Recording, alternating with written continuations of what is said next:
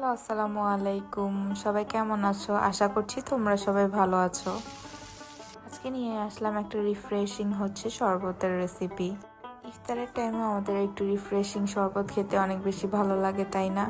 আর সেটা যদি হয় তরমুজের শরবত, তাহলে তো আরো বেশি ভালো লাগে। তো এখানে আমি কিছু তরমুজ স্লাইস করে ডিপের মধ্যে রেখে দিয়েছিলাম। তারপর ওগুলো একটা গ্রেটার দিয়ে গ্রেট করে নিয়েছি। তারপর একটা মগের মধ্যে কিছু চিনি দিয়ে সুন্দর করে সাজিয়ে ডেকোরেশন করে নিয়েছি। এরপর গ্লাসটার মধ্যে আমি তরমুজের স্নোগুলো ভিতরে দিয়ে দিব। তরমুজগুলো যখন বরফ হয়ে যাবে তখনই কিন্তু এটা স্লাইস করে তারপর গ্রেটার দিয়ে গ্রেট করে নিতে হবে। এরপরে দিয়ে দিব ঠান্ডা 7 আপ।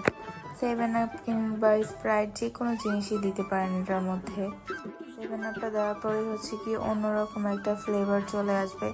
তরমুজ প্লাস 7 আপ অনেক বেশি মজা। এরপর এটার মধ্যে কিছু আইস কিউব দিয়ে দিব। তারপরে হয়ে গেল আমাদের রেডি। তো এরকম একটা শরবত যদি ইফতারের মধ্যে খাওয়া হয় তখন অনেক বেশি রিফ্রেশিং লাগে, তাই না? তো আমাদের ভিডিওটা এই পর্যন্ত। কেমন হয়েছে অবশ্যই জানাবেন। আল্লাহ হাফেজ, সবাই ভালো থাকবেন।